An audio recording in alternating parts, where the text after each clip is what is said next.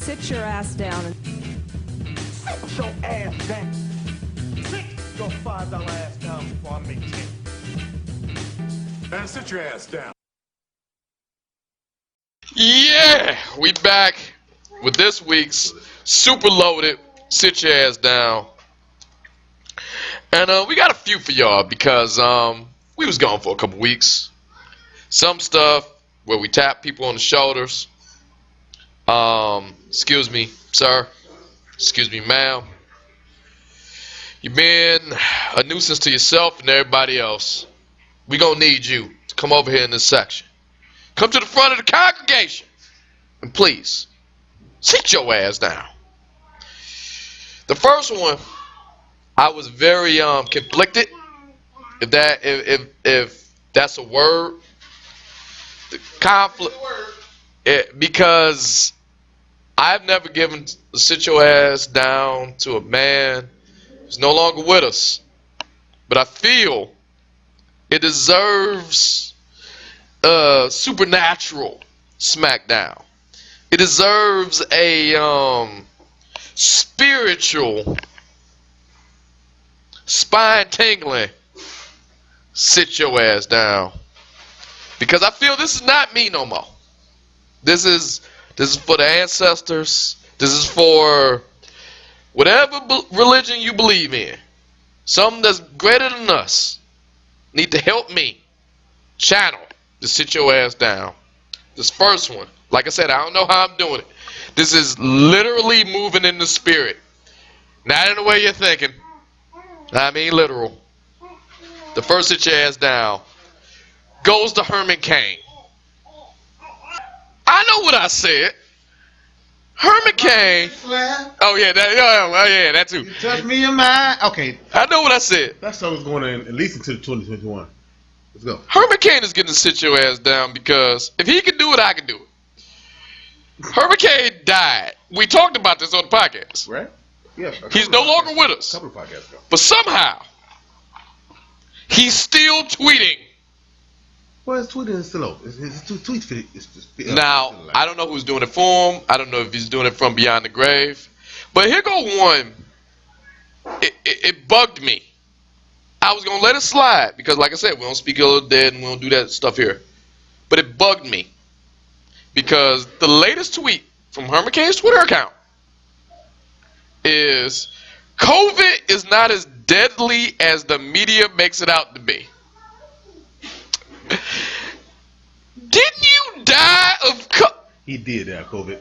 And he was at a Trump rally. Okay. Where it is suspected that he got it from. So I'm not crazy, right? Sitting in front of Paris Denard. Sergeant. So I'm not stupid, right? No. When you tweet for the grave about COVID not being as cracked up to be, and you are the guy who died from COVID. So you understand what I'm saying? Get back in that casket and leave us all healthy people alone. The one that's trying to stay healthy. Herman Cain, man, sit your ass down. Going into the fall. Hell. There you go, man. Now this is gonna be a quick one. This really should have been a quick hits. That's a true Trump supporter. I know, that's a true one. Ride or die. You know, you're off the hook when you actually die. Yup, I'm coming back. That's when you know you hate Democrats. But speaking of Trump, next sit your ass down, go to this one. This should be a quick hits, but Donald Trump Jr. He said this sentence, like I said, some sit your ass down, just write themselves. Kyle Rittenhouse. We all do stupid things when we're 17 years old. Like kill people? How do I start this? Yeah. When I was 17. I don't want no part of that one. Hold on, I got you. I don't want no part of that one. Donald Trump Jr. When I was 17, I admit I've gotten a few parking tickets. I did some stuff with the car. I actually drove over your house. I got into a fender bender with your across the street neighbor. When your car didn't have no brakes? I sure did. I remember that. And you know what happened? That's the most. You know what happened? We all lived to tell about it. I wasn't killing people. But not Kyle Rittenhouse. I wasn't shooting people. Kyle Rittenhouse. We all do stupid stuff at 17. I've been 17 before, but I, personally, have never saw a riot on TV. Felt so strongly about the buildings being burnt down that I had to drive 2 states over with a loaded gun and get in the middle of a riot, shoot not one but two people, and then look at the cops and say, hey guys, I'm a part of a militia. I'm okay, right? I've never done that at 17. Now, I've done some stuff at 17. That was never part of it. I have offended people. Let me put it like this. All the stuff I've done at 17, all the people are alive to talk about it today. They may hate my ass. They may not like me. But they are alive. Some of these people that I did as a stupid 17-year-old kid respects the hell out of me for doing it, because now in hindsight, in their 30-some-odd year eyes are looking at that like, oh, I was mad at you then, but I get it now. Yes. So Donald Trump Jr., again, please sit your ass down. This is not even a politics thing. I don't care what side you on. True, I know, I agree. Yeah, but no, you with it. But here go one. Now, this is where we're getting a little crazy. See, this is why we should be on every week, regardless of guests. Shout out to our man this week, Indeed. Mike Randall. Indeed. But this is why we should just do the interview and just keep going, because I can't believe we let this one slide. U of M Dearborn is getting to sit your ass down. Did you see this? I did. That was on WDIV. This bothered me because it was just like, how do you do this? But I get this. Those who don't know, here, state of Michigan, University of Michigan Dearborn, satellite campus, promoted their non-POC cafe. That's no, that's not you. For those who don't know, That's my mama. the non-POC cafe is so white people can get together, have lunch. It's a cafe. This must be for your listeners. It's not just people who don't know. I'm with you. Go ahead. And talk about their white feelings.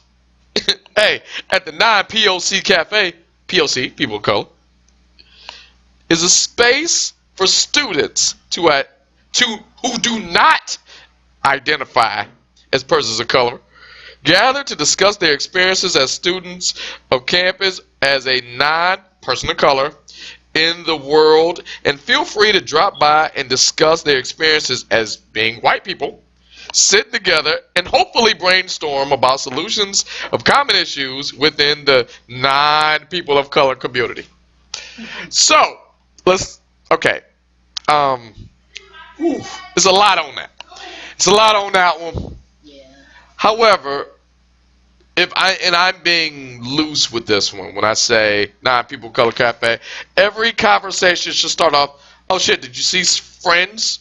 Oh, I'm sorry, I missed it because I went to Whole Foods. And then after that, it should just kind of veer off into some white shit that could ultimately happen. Not to say that non-people... Okay, first of all, let me break the why you're sitting your ass down.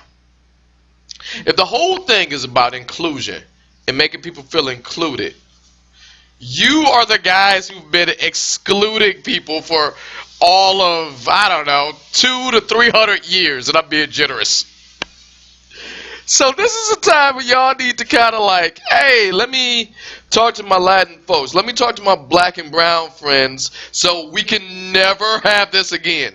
Because the last time it was a bunch of white people together talking about how they fix racism, it was Germany in 1940. Oh, yeah, So, for right now, University of Dearborn, they did offer an apology, but your apologies can't do it enough. Man, sit y'all ass down. Yeah. Now, this is my favorite one, because I say this every week. You can't have to sit your ass down without venturing off to the great state of Florida. The great state of Florida, they didn't give us one this week, they gave us two. And this is the humdinger. I like to sit your ass down because it's open and shut. They shot themselves in the foot and it just goes. Some sit your ass down just sell themselves. And this one goes to the Florida anti-maskers. The Florida anti-maskers should sit their ass down for this. They invaded a Target store playing the song "We're Not Gonna Take It." We're not gonna take it. Listen to that on the way to work today. And implored people. Not the song, the story. Yeah, and implored people to take their mask off. Now, out of all that hooping and hollering, invading the Target, and doing all this stuff, this is the result. You ready? Mm-hmm. A, no one took their mask off. They got kicked out of Target immediately. Like, as soon as they hit stop on the record button.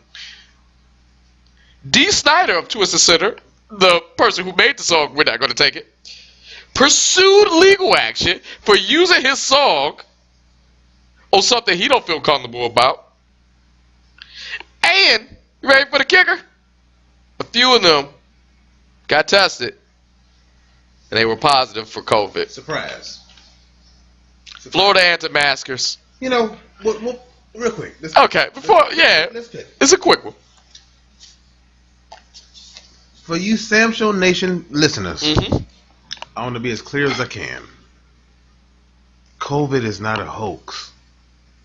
We done seen people die from this, man. I mean, if you look at Fox and CNN, which are like polar opposites of each other, the numbers of deaths in the nation, the world, and the nation, they're damn near the same. I'll piggyback on that. Come on. Even if you thought it was a hoax, you took out one of your guys. We talked about Herman Cain earlier in Sitchoassdown. That's one of your guys. So if the guy who was telling you it's a hoax died because of this, Herman Cain was, well. Yeah. If he's telling you it's a hoax and he died because of it, maybe you want to look again. Just saying. That's all. Just use common sense. Just saying. I don't care what side of the aisle you on. I don't care what tie you wear. Just look at it. But for right now, Florida anti-maskers, let's sit your ass down. For real. Now this is my favorite one. Because this is my favorite one because, like I said, the great state of Florida. This is why they always end up at the Sit Your Ass Down of the year. So much so, last year they got their own bracket. They got their own category. But Florida said Sam and BK are not on those mics. They showed up and showed out. Because this last Sit Your Ass Down, I have to read this out loud. So when I read this, it sounds weird. Because it is. I'm just going to read the story. This last Sit Your Ass Down goes to Milo Johnson. Now, a lot of people listening to me right now saying, who is Milo Johnson? I'll tell you who Milo Johnson is. Milo Johnson is a man who shot his doctor after ejaculating during his prostate exam. I don't know if you heard me. Milo Johnson, the man who's getting Sit Your Ass Down, is a man who got mad because he, not the doctor, ejaculated after receiving his prostate exam. I'm just going to read the story at this point because better people than me reported on this. This goes from Miami-Dade County. They came with the story. Here's the story verbatim. Let's do it. A 59-year-old Florida man shot his doctor after ejaculating while taking a prostate exam. Milo Johansson drew a gun and shot his urologist twice in the chest. Since the day of the crime, on August 22nd, the man disappeared. Right. According to his girlfriend, All right. Milo Johansson's girlfriend, she said, quote, he hated homosexuals. Still talking. I knew that. But to shoot, I never imagined it would go this far, she says. The doctor who survived the 2 shots to the chest, Harold Smith Jr., said that he had this type of examination for 30 years. He explained the procedure and is not related to sexuality. Quote, the prostate is like a male G-spot and does carry semen. It's very sensitive, and when it's touched, you can have an almost effortless orgasm. The prostate is only accessible through the anus. However, it's usually done during a prostate exam to make sure you're free from colon cancer. Right. And that is not very comfortable for many men. However, it has to be done to save lives.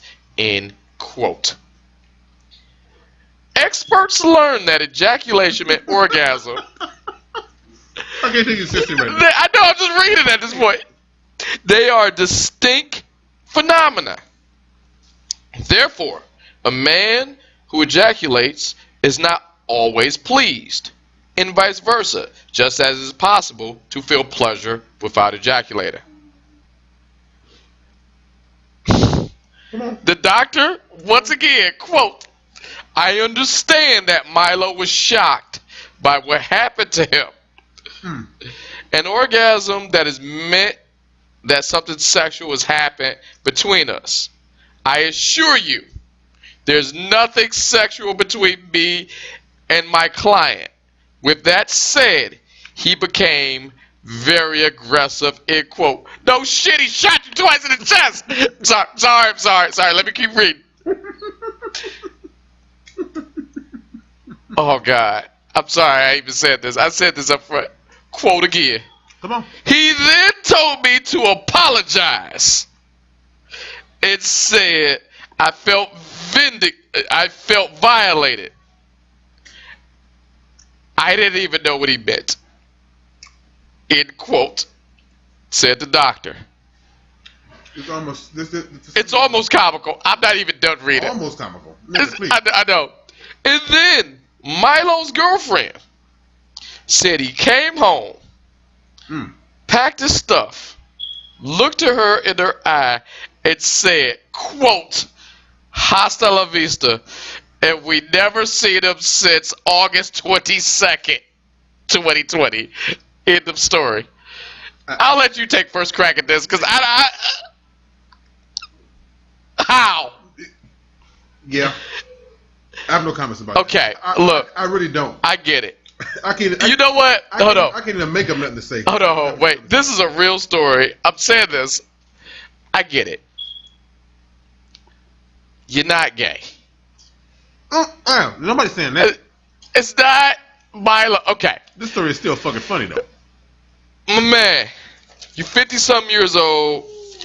Almost 60. 59. He's 59. You gotta have your prostate checked, so you don't die of something way worse. Yeah. Something that can be fixed. Cured. Everything that's clearly happening is in your mind. Because what my man did as a doctor, he broke it down. This is a biological response. You clearly felt no pleasure from this because you immediately shot him twice in the chest. So we get it. You're not gay. Because if you was gay, you probably wouldn't have shot him. That doesn't mean you should shoot him. This is a doctor. This is his job. He made it plain. This is not, he didn't sign up. He signed up for this job. It's a dirty job. Somebody got to do it. But he's only doing it to save your life. Now, if you came, that's a conversation you need to have with yourself. With your damn self. Not with your pistol in my office. This is very funny. It's hilarious. He's gonna sit your ass down because for this, so many reasons he's gonna sit your ass down. Mm-hmm.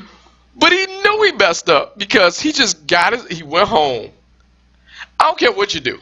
When you go home and get your stuff and tell your girlfriend, hasta la vista, and then you haven't been seen since August 22nd. What am I supposed to think?